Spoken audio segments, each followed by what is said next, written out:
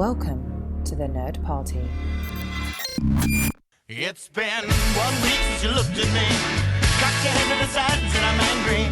5 days since you laughed at me, saying get that together, come back and see me. 3 days Hello and welcome living to another episode of Missing Frames. This is the podcast where we watch all the movies we should have seen by this point in our lives. I'm your host, Shawn Eastridge. Joining me for this episode is my beautiful wife, Sarah Eastridge. Hi. Hey. So we are going to be watching one of Sarah's favorite movies that is celebrating its 20th anniversary this year.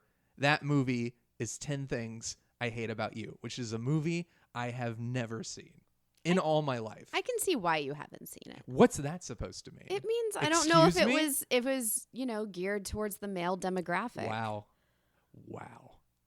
We've got some stuff we need to air out right now. I'm feeling a little hated on, a little discriminated against. Yeah. But here's the thing. I know this is... I've seen bits and pieces of this because it's always on television because people always freaking talk about this movie. People love this movie. It was a big deal that this is like Heath Ledger's big breakthrough. It was everyone's. Everyone in this movie. There's the Julia three main Stiles, leads. Heath Ledger, and Joseph Gordon-Levitt is in this. Yep. And what's her name? Alex Mack is in this. This movie has a crazy cast, and everybody is famous.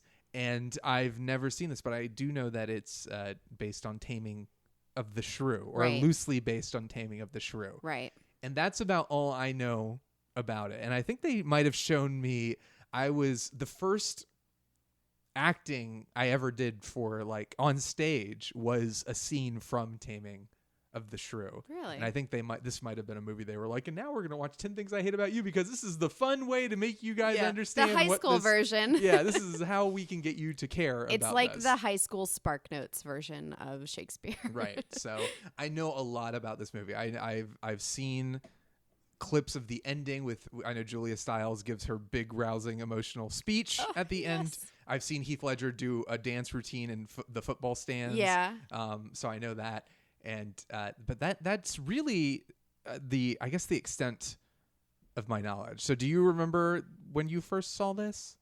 I think I saw it in theaters. Okay. In 1999? 1999, yeah. It's PG-13. Yeah. So you could see this. I'm pretty sure I saw it with my best friend Emily. We were also really obsessed with this film. So we saw it a lot. And then we rented it a lot. Did you just want to see it because you'd heard about it? Or were you like, oh my God, who's this Heath Ledger hunk? So I think there was buzz generated immediately about Heath Ledger and Joseph Gordon-Levitt. And I was really boy obsessed. And my friend Emily was very boy obsessed. Probably more than I was. But you know those pop magazines that they used to have? They were in those magazines and it was just all See, as somebody cute little adolescent boys, shirtless boys. As somebody who is also boy obsessed, I'm kind of shocked that this slipped past my radar, but continue. No, when did this come out? 1999. 20 years old. So it's I would have 2019. I'm not 100% sure I saw it in theaters, but I have this memory that I did, so I'm going to go with it. But I definitely saw it on VHS. And you loved it. So you saw it at a movie theater and they played it for you on a VHS tape. That's correct. Is my Back in understanding 1990, that's so how far. they did that. This is how I understand how movies work. No, I just got crazy boy obsessed over this film. I was in love with Joseph Gordon-Levitt. I kind of still am. And that was the beginning of my obsession with him. That was his first movie. He didn't even do 30 Rock until afterwards. Let's not forget Angels in the Outfield. That was, I think, maybe his first and still to this day best movie ever. Sure. No one would ever dare argue with me about that. Have you seen Brick? JGL has not really done anything since Angels in the Outfield. Not much. But he was too cool for Angels in the End Zone, the made-for-television sequel. And I'm still not over that, but that's okay. I didn't even know that existed. Yeah, now you know. I'm sure our audience is thrilled now that they know, and they can check it out. Go to YouTube and do yourself a favor. This is a movie you love. It's a favorite movie? Yeah, it's a pure, sugary rom-com that I just adore. Okay. And hits all the notes. When was the last time you saw it? Like 3 or 4 years ago, not that long ago. Okay, but and probably it still holds up. Yeah, I mean, I love it. So take that for what it is, because I know my versions of things are a little different than yours. Do you think I'm going to enjoy it? I think you probably will. Okay. Like, it's very sweet without feeling. Is Sam Levine in this movie from Freaks and Geeks? I feel like he's in a teen movie from around this time, and I want it to be this movie because I love him. No, he's not. What a shame. That's okay. There must be another one I'm thinking of.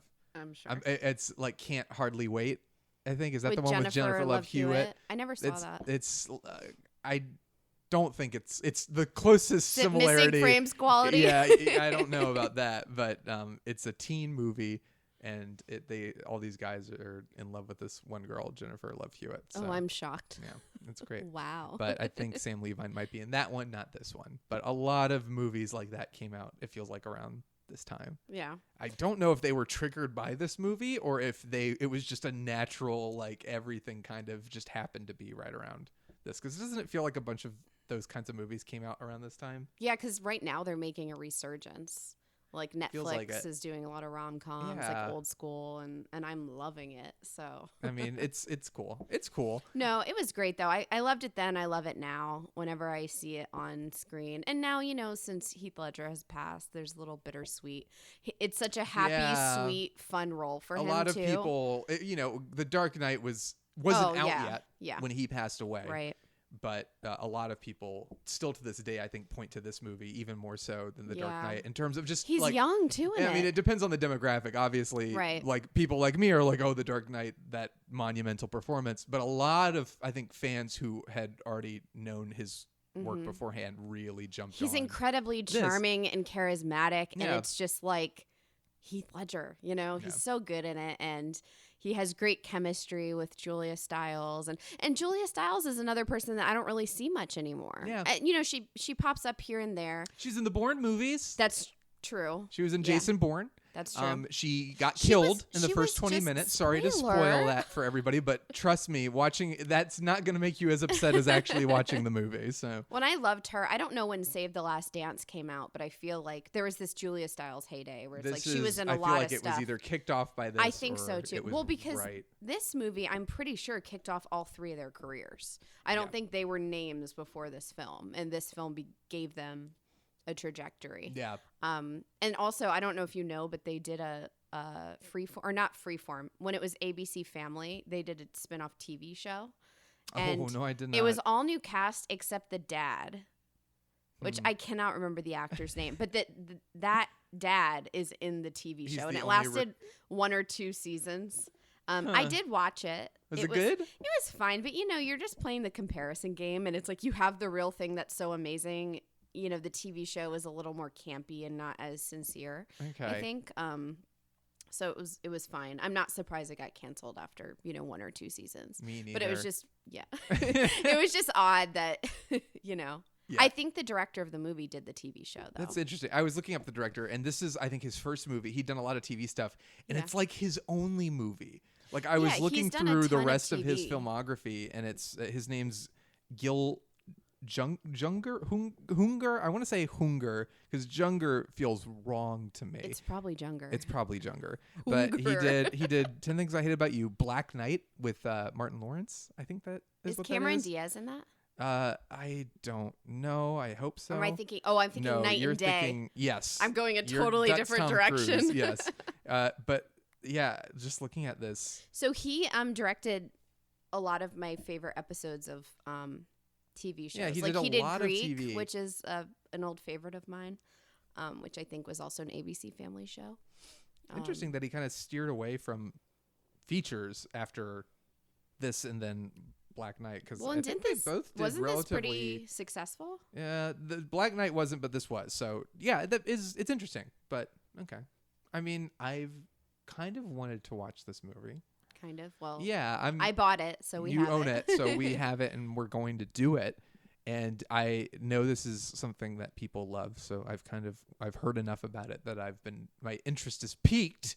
I don't know if I'm super excited, but I am looking forward to watching it. good. So let's go and watch it. Alrighty.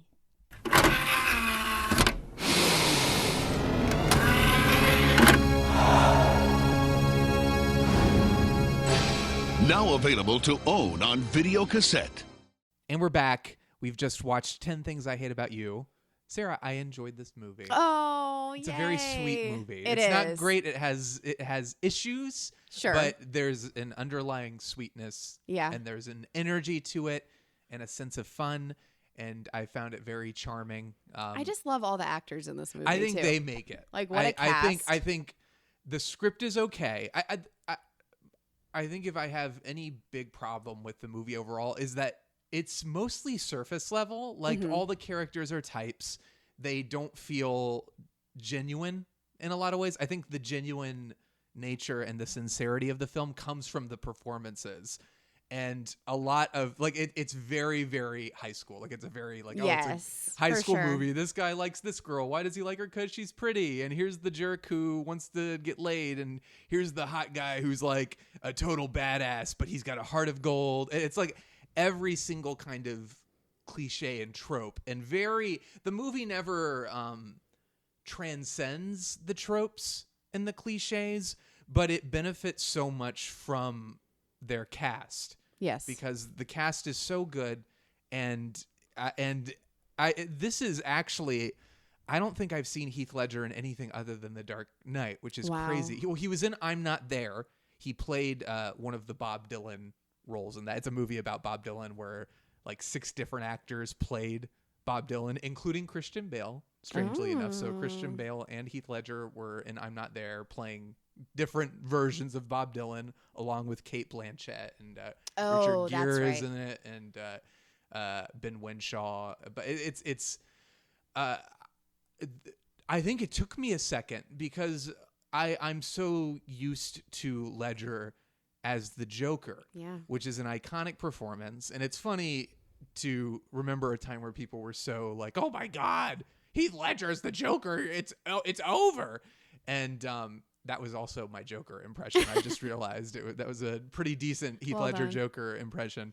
But a lot of that I think stems from this movie and thinking of him as kind of and A Knight's Tale and other kind of rom-com-esque stuff he did. Only just started transitioning into more serious roles. Yeah, or like dramatic. Brokeback Mountain had just happened. Yes. I'm Not There they might have been happening right around the same time, I feel like. But I kind of get that, but you watch him in this movie and you can sense, and I'm sure if I had seen this movie first years before The Dark Knight, I would never have thought about like, oh, that guy is going to be a great Joker someday or a great dramatic actor.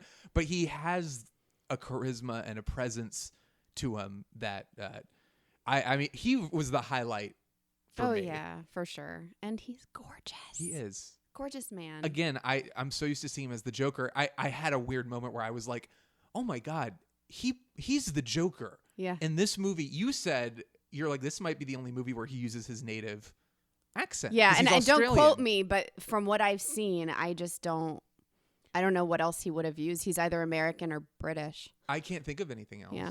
And he is, so he's very... And this was his first, American movie, I'm pretty sure. Yeah. Yeah. It was like so his he had only breakthrough done role. Australian, soap operas or something like that. He had done some stuff, but not in the U.S. Right. And nothing like this where it No. was like, now he's a big heartthrob. No, and this was like a huge breakout role for all the characters, pretty much. Everybody. They became household names after this and went on to do more 90s rom-coms and stuff like that. It doesn't surprise me at all Yeah. because they're all very charming. Yeah.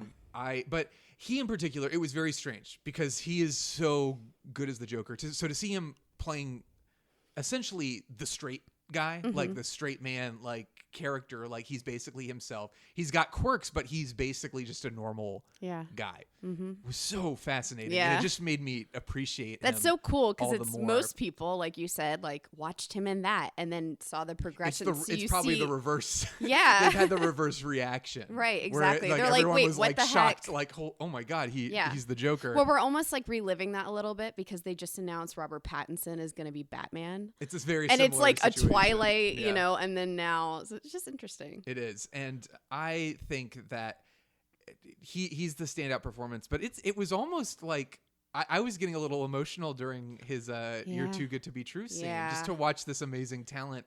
It's so natural. It was very, very moving. Very moving performance.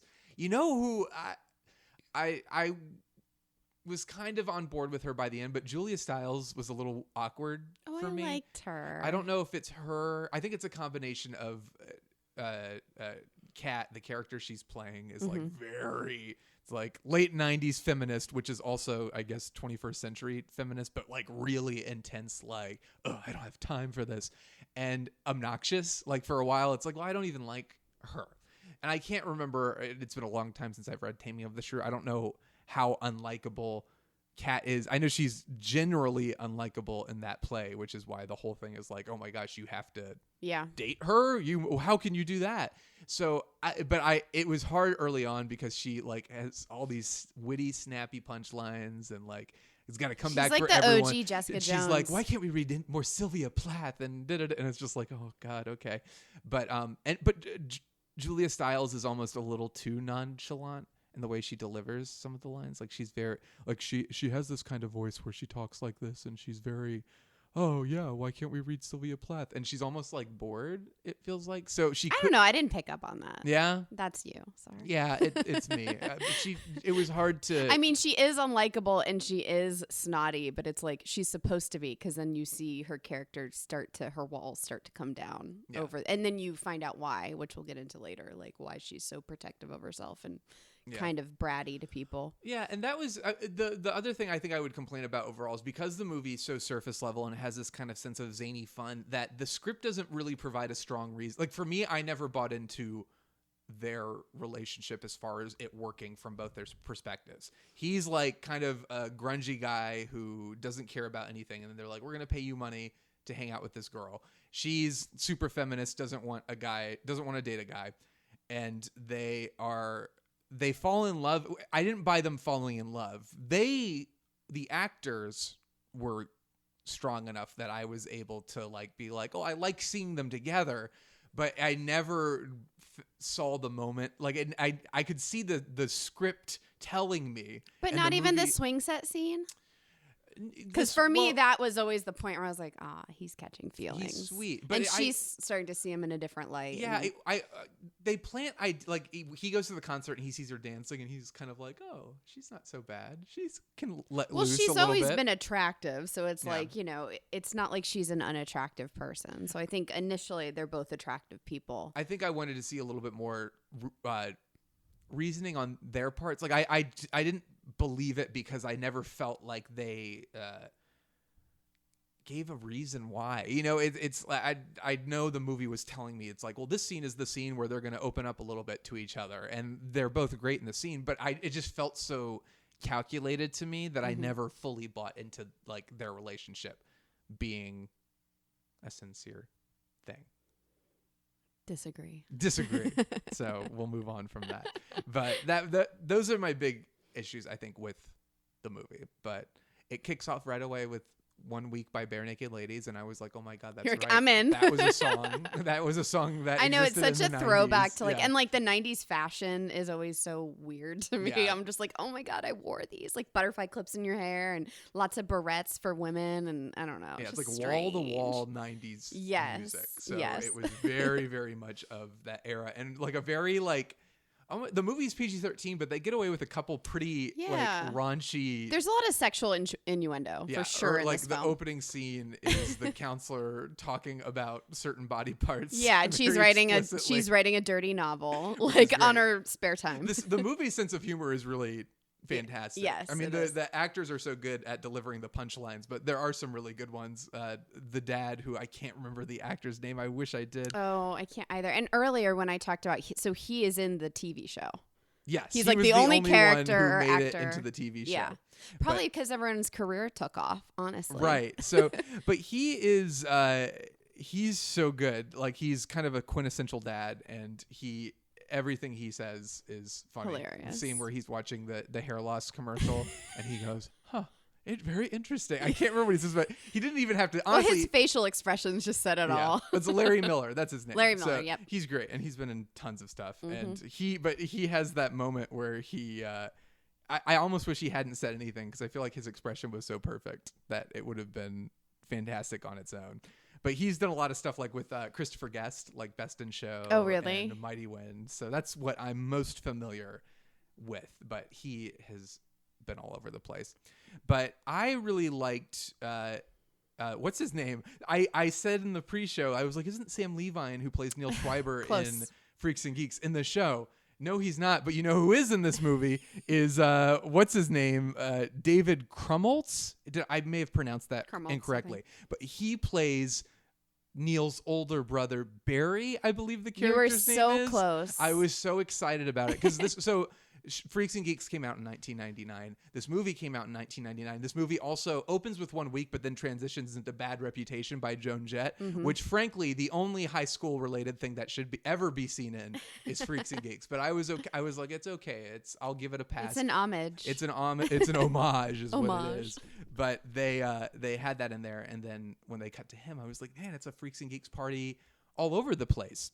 But I was close. I liked him a lot. I think he's just very naturally. He's very funny. I would like to see him in more things. I feel like I see him in a lot, but it's never enough. I want to see him in all the things. Is he in New Girl? Is he in New Girl, or am I thinking of somebody else? I don't think so. He kind of looks like the I guy only from saw the New first Girl. 2 seasons, though, so I could Okay. If it's not the main character. No, then not Schmidt. Are you thinking No. of Schmidt? Yeah. That's a different That's person. Jake Johnson, right? No, Jake Johnson is the other guy. I don't know any of these people. This shows how little I know about this world. This world has given me so much. And then, of course, Joseph Gordon-Levitt. Joseph Gordon-Levitt. And he's a little dweeby, sweet kid. I was so in love with him when this came out. Like, I think he's one of my first big crushes. Me too. Yeah? Yeah, Angels in the Outfield. I'm telling you, that movie really moved me. But I wish the movie just had a little bit more of it needed on a script level to have a little bit more of a emotional core. The performances bring it, but it's like you look at like John Hughes movies, because this is kind of every high school movie of this ilk is trying to be John Hughes. Yeah. And John Hughes, the difference between his movies is even like Pretty in Pink, there's like for the main character, I don't remember the girl's name, but Molly Ringwald, her character is sincere and her emotions are genuine and everything's very stylized, and there are very extreme characterizations and racial stereotypes and like zany things happening, but there's like an anchor of like, this girl just wants, she's in love with this guy and she's very genuine. So the movie, not that things aren't genuine and we don't get genuine moments, but it feels like the script is so concerned with like, we've got to be entertaining and fun and snappy, and the direction kind of follows suit. Like it's very like the camera's moving all around. It's wall to wall pop music. Like it's like if we stop for 1 second to breathe, we'll lose the audience. And I wanted a little bit more, because it's hard to relate to some of these relationships, again, beyond a surface level. You have Joseph Gordon-Levitt's character. He's in love with Bianca, but like he just sees her one day and he's like, oh my God, she's beautiful. And she's also like really. But you have to, this is high school. This is how it is. It's insta love. It's kind of dumb, but that's how my crushes happened when I was like 15. 100% me too. But for a movie, you need to provide you want to root for them. Like this is, I it's rooted a film. for them. You root for them because they're like adorable people, but it's like she starts off the movie as like ditzy and really like vapid. They call her vapid. Yeah. And she is vapid. Yeah. And then out of nowhere, she just kind of switches and she's all of a sudden in love with him. Like I didn't see the transition. I see him doing sweet things for her, but she is so like, what's your name? Carl? No, Cameron. You know, but like she kind of just uses him, and then on a flip, there's like a random moment again where the script says now they're gonna be together, and he's like, "You're just so beautiful, and you deserve better than that." And then she kisses him, and they're together. And again, I was like, if there could have just been a little bit more of emotional depth to this, that really I would have been really like, yes, I'm so happy for them. So it's like, it's hard for me because there's a lot. That's fair. I don't really care because I think I just loved it immediately when I saw it. So I love it blindly now. So I'm like, whatever. I love it. So it's still. I ship it. It still holds up? For me, yes. Like, are you making excellent points? Of course. But it's like, it doesn't. I it like doesn't how you matter. said of course. Of course as if you it's are. a natural thing for me to make well, excellent if you points. guys know Shawn.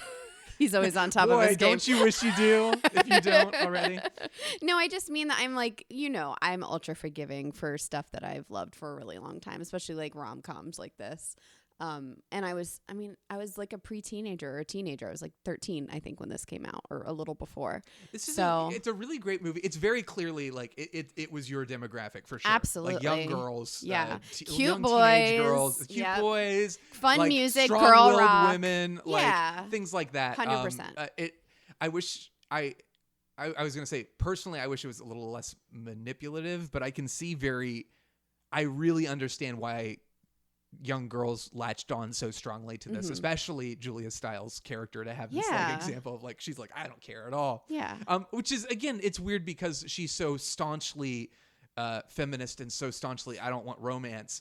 I needed her. But a lot of that does stem from the bad experience she had. We find that out so much later Yes. in the movie, though. I wanted a little bit more humanizing moments with her in the beginning, and then I would have maybe bought into their relationship a little bit more. Yeah. I think that was the problem, and that's not her fault. That's not Julia Stiles' fault. It's the fault of the script itself for not planting those moments. Don't blame my friend Julia. Beat up this movie. I know, you're like, hey, I liked this. Hold on, I'm gonna take 20 minutes to complain about it. Well, it is the 10 things I hated about this movie. 10 Go. things I hate about this movie. One, not Heath Ledger. No. But no. Well, the thing is, the movie, despite the movie has numerous flaws from my perspective, but at the same time, like I said, the energy of it and the sweetness propels us along. It keeps it going. Yeah. Everyone is so likable. Yes. That's important to me. Very. I will give a movie a pass if your characters are at least likable. And in this case, it's not the characters, it's the actors. And again, the actors are a crucial part of making your characters likable. Mm-hmm. And that's what made the movie worth watching. Like it is funny. The script it's not like a terrible script. I know I'm beating up on this script. I think the character beats and emotions could have been a little more genuine, but the dialogue is real snappy. It's got a lot of great punchlines. There are a lot of great visual gags. I wish I could think of the one I'm thinking of right now is when he's the dad is outside with the exercise stuff stretching, and she's like, I'm going to prom, and he snaps it off, and then they have their whole scene, and then at the end of the scene the thing gets tossed into his pool and he just goes, thanks Bill, and that's the end of the scene. I thought that was so funny. There are a lot of really great moments like that. Yeah. I'm actually a little I wish we could just say, hey, Gil Junger, come on out and let's interview you, the director of this film. And he'd first say, no, I will not come on out because you mispronounced my name. You butchered it, you jerk. But I would love to talk to him because, again, there's some awkwardness in the direction. Some of the editing is a little weird. Like there were beats early on where characters would react and the pacing was a little off. Like it would show someone saying something, it would cut to the actor reacting, and it would play out a little too long. I gotcha. That's just my film snobbery and my like just tuning into those things. But I would love to talk to him about why he got out of film. We talked about. Well, he still did TV, correct? He did, but he did some of my favorite episodes of Greek. The TV show Greek. I wonder. And I didn't even know until I looked it up later on. It looks like he did a lot of television. Mm-hmm. The last thing he did was KC Undercover in 2017. It sounds like a Disney movie or something. It is a Disney movie. Oh, yeah. Zendaya was in it. Oh, I'm so good at this. Yeah, it was. But I would love Made for TV. I would love to be able to have him out on the show to say, like, what happened? Why did he decide to stop making movies? Because the movie was a modest success, not a huge success, but it made money. It was enough to kind of kick off these young kids' careers. And on a $16 million budget, it made almost $54 million. So not bad at all so for a profit. Yeah. Technically a success. And I wonder why he decided not to. And I bring that up only because I felt like the movie was very well put together. There was some stuff that felt very like, oh yeah, a television director made this. Some of the staging and the shots were a little bland and a little static. But then there were also some really cool, fun ideas he had, the way he would pace things, the way he would film certain things and shoot certain things. And it just makes me wonder what happened to him. I wish I knew. I'm looking at his Wikipedia page. I wish I had something I could say, but he directed Black Knight and the movie If Only. Why does it with sound Jennifer familiar? Love Hewitt, and that movie bombed. So maybe that was what stopped it. Maybe he decided he was done with that. I don't know. I thought he did a really good job with this, But what are things that you noticed this time around that maybe you didn't pick up on your last viewing? I don't know. I've seen this movie a lot. Like, there's something I picked up maybe a couple years ago that now when I see it, I'm like, oh. So did you notice in the prom scene that Julia Stiles' character Kat, she's wearing the pearls? Her mother's pearls. Oh, no. So that means her sister gave them to her. Because remember, that was like a point of contention. Where was that scene? That was in the movie. The girl, oh, no. It's just a subtle thing they put in where it's like she shows up with Patrick and she's wearing the pearls. Sister give her the pearls. Yeah, we didn't get that. But obviously those are the moments I needed. Maybe they cut it. I don't know. But like I think I read it on like a BuzzFeed article, like when the anniversary happened. I was like, oh my God, what a cool thing. Like, so I think that's really neat. I don't know if there's anything really new, to be honest. You pointed out something to me. So, Heath Ledger, I knew like half information on this. Yes, Heath Ledger performs "Can't Take My Eyes Off of You." Right. It's great. It's probably the best part of the movie. And something funny for all you nerdy peeps out there: Heath Ledger is not the only person who's played a Batman villain to have performed that song in a movie. Yeah. So Michelle Pfeiffer performed "Can't Take My Eyes Off of You" in The Fabulous Baker Boys. She played Catwoman in Batman Returns. And also Christopher Walken in The Deer Hunter sings this song. And he played Max Schreck in Batman Returns as well. That's so nuts. He has my my favorite line in Batman Returns. What's that? Which is after I'm going to spoil Batman Returns, everybody. And this is a little teaser because we've got a really exciting episode coming up where Brad Gullickson and Aaron Prescott of Rest in Pictures podcast and I are going to go through the 4 Batman movies, the original 4 by Tim Burton and Schumacher. So this is a little teaser. But my favorite line from Batman Returns, a movie I loathe with all my being, is Christopher Walken says, he's like, "Selena, you're Catwoman? You're fired." And then he looks at Bruce Wayne because Bruce has peeled off his mask because Catwoman's like, "I'm Selena." And he's like, "I'm Bruce. We can love each other." He looks at Bruce and he goes, "Bruce, why the hell are you dressed like Batman?" I don't know why. I don't know. She goes, "You fool. He is Batman." And he goes, "Was." And he shoots him. Oh, no. That has nothing to do with 10 Things I Hate About You, but I wanted to sneak that reference into... I try to sneak that line into every aspect of my life, and I'm glad I could find a way to get it into this episode. I'm sure if you listen to this and then listen to the Batman episode, you'll hear me say it again. I can't do a Christopher Walken impression except when I'm saying that line. That's the only time I can do it. "Bruce, why the hell are you dressed like Batman?" Like if I were to try to do it otherwise, I feel like I couldn't do it. And maybe Did he do the more cowbell thing? Yeah. "I've got a fever and the only prescription is more cowbell." Cowbell. Yes. So maybe that impression isn't good and I'm deluding myself. I think Christopher Walken is hijacking this podcast I think right now. he is great. So Christopher Walken, I thought, gave a really great performance in 10 Things I Hate About He You. was the highlight. What else? What else can we say? Can we do 10 things we love about this movie? Heath Ledger. Between us, Heath Ledger. All right. Joseph 1. Gordon-Levitt. Joseph Gordon-Levitt. 2. Julia Stiles. I was going to keep listening to the cast. Because the cast is great. What's his name? David. Why can't I pronounce it? Because I can't. Who's the model? Oh, my God. Let's talk about Andrew him. Keegan. Yes, I couldn't remember his name. He plays wonderful. Joey. And he is the slimy dirtball who is he's so good, trying to get laid all the time. Yeah. But he is so funny. That was another one of my favorite visual gags. And Yeah. again, a reason why I really liked, I thought the director was really funny. He had a moment where he's like, I have a couple modeling shots. Let me show you. And he's like, "Which one do you like more?" He's like, "This one." And he has a shot of him posing in a black shirt. He's like, "Or this one." And he has a shot of him posing in the exact same way in a white shirt. He's like, "Which one do you think I look better in?" And it's just like he looks identical. But he's so slimy, but he's so funny that you love to hate. He's I love him. Hate. That's yeah. a part that could have been really like.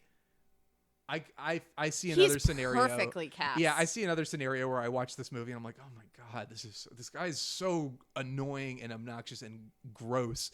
And he is gross, but he's like, the guy is just so funny. Well, he's dumb as a box of rocks. Yes. So it's like that helps it, you I'm know? trying to think of a great He's like moment. always looking in a mirror and like posing for all the women and they're all fawning. I mean, it's just great. He's such a dummy. And and of course I think if we were to do if we're continuing 10 Things I Love About This Movie and talking about favorite scenes, I think the Heath Ledger song and dance routine is probably my highlight, but I think the close second was the 10 Things I Hate About You poem at the end, which was I teared up again. Yeah, it gets it's me very, every time. Very good. You know, I think that was one shot and her crying just happened naturally. It was one take. And it was like, because it's this the emotional gut punch at the end and you're just the like, movie oof. almost doesn't deserve that moment. The moment is too good but for this thank movie. God it's in there. Like, you know what I mean? Like it really just wraps up the whole thing and it's just really sincere. Speaking of wrapping up the whole thing, I did not realize the movie literally wrapped up in the next scene. Well, it's like an hour and a half in change, very something short. like that. But so she does that, and I thought there was going to be maybe a little bit more of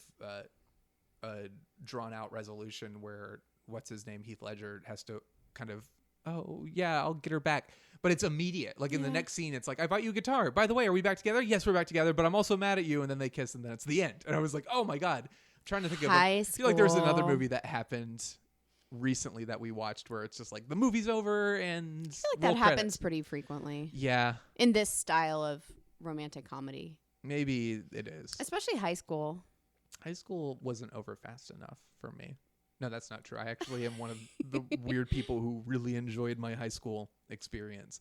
But that is a perfect example of a movie, this movie really benefiting from the performances, and also Julia Stiles, who's been kind of just like she pops up here and there. Yeah, well, lately. she was awkward for a good chunk of this movie. I felt like she was awkward. Some of her line deliveries were off, but then she has these like little moments, and that moment especially is a very powerful. Well, if you're gonna choose a moment to knock it out of the park as an actor, it's like.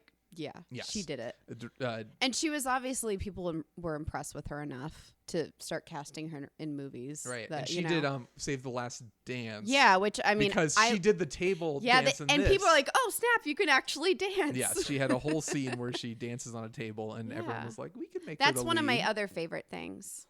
If her we're still dancing? counting. Oh, and the English teacher is wonderful. Yeah, but she only shows up for no, the English teacher. The Shakespeare. What is that actor? I can't Daryl remember. Mitchell. He is like a national treasure. One of my favorite people. Yeah. He was in Galaxy Quest. Oh, I was trying to figure out what I've seen him in, so maybe that's Galaxy Quest, I believe, is celebrating a 20th anniversary this year as well, and that's such a good movie. One of the best movies, ladies and gentlemen, ever. Yes, 20 years. I'm gonna find somebody to do that movie with because Galaxy Quest is a masterpiece and top 3 Star Trek movies of all time. But he is in that movie and he's fantastic. He was also in Sergeant Bilko, which nobody talks about because apparently the movie's terrible, but I grew up with it and I think it's amazing. And he is like the what is it about?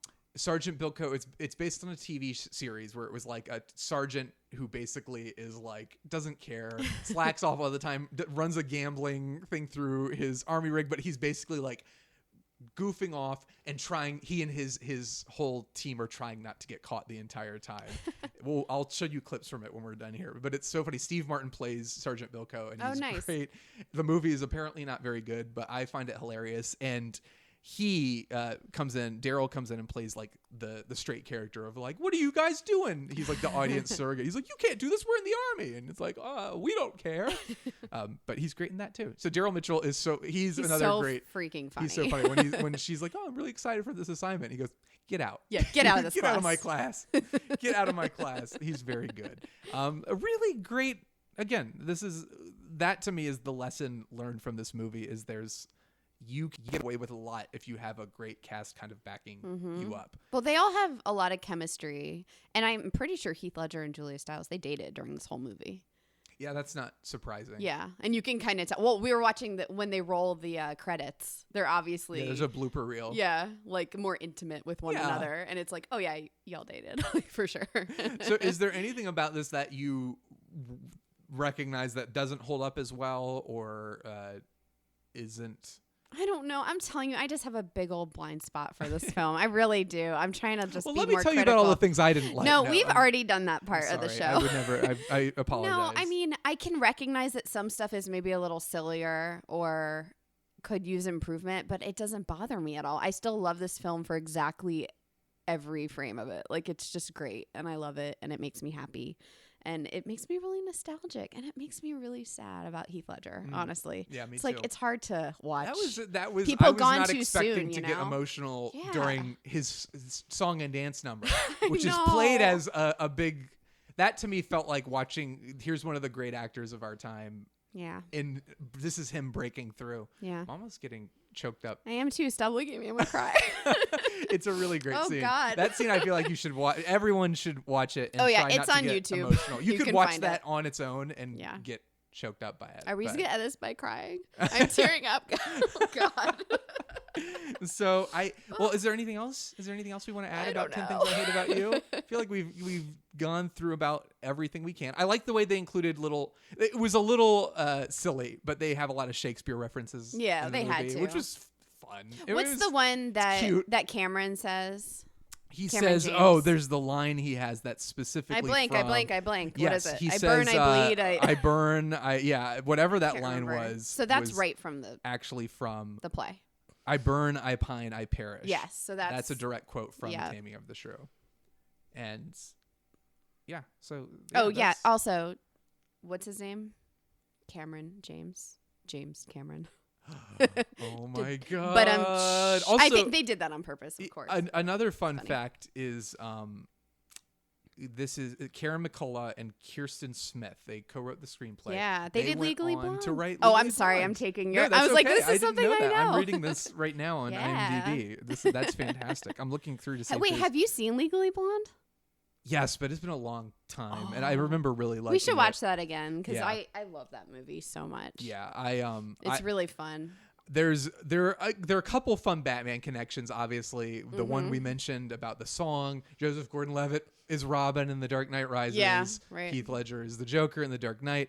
And then there's a Jared Leto reference. Someone because mentions the Jared picture Leto. in her drawer. Yeah, she's like, oh, Bianca has a photo, or not Bianca, Kat Yeah, has a photo of Jared Leto. yeah, in because her they're saying drawer. she likes pretty boys, So and they're like, she's it's obviously apparently has a type, and Yeah. that type is actors who have played the Joker. So there you got that. Oh, and the Dawson's River reference Yes, is Dawson's Dawson's River. Creek, and obviously Heath Ledger. That was my favorite. Was Batman connected with reference. Michelle Williams, Yeah. and they had a child together That's an years interesting later.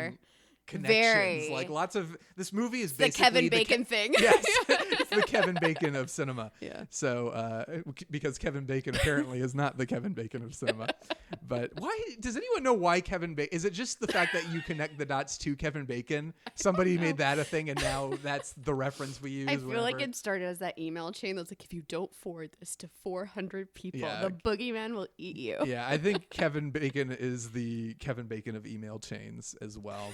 But this is a good movie. I guess final ratings on a scale of 1 to 5. What should our rating scale be? 1 to 5 shrews. Shrews. 1 to 5 sonnets. 1 to 5. Let's just do one. On a scale of 1 to 5 things you hate about me. About Shawn? About Shawn. How many would you give this on a scale of 1 to 5? A solid 4. 4. Okay. Yeah. I'll give it a solid 3.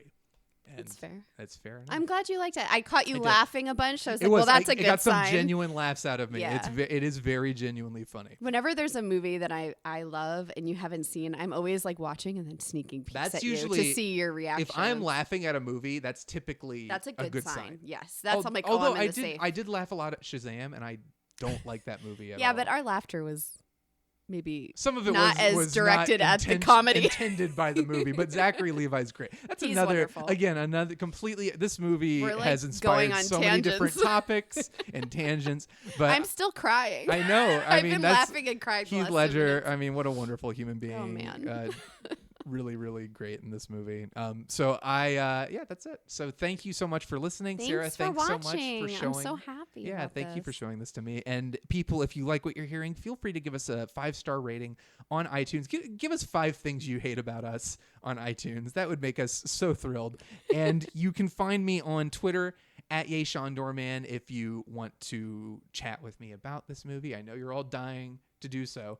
Sarah, where can people find you? With Love Alone on Twitter. And if you want to, you can also check out thenerdparty.com. That is the network that Missing Frames is a part of. There's tons of great podcasts on there. Writing podcasts, Star Wars, Star Trek, movies, television. It's great. It's all there, and I highly encourage you to check it out at thenerdparty.com. You can follow The Nerd Party at Join Nerd Party on Twitter, and like the Facebook page, The Nerd Party. And also there's an Instagram. I've never plugged that for some reason, but that's just The Nerd Party as well. So go do all that, and that's it. That's all I have to say. Love you, Heath Ledger. I love you, baby, and if it's quite alright, I need you, baby, to on the lonely night. I love you, baby, trust in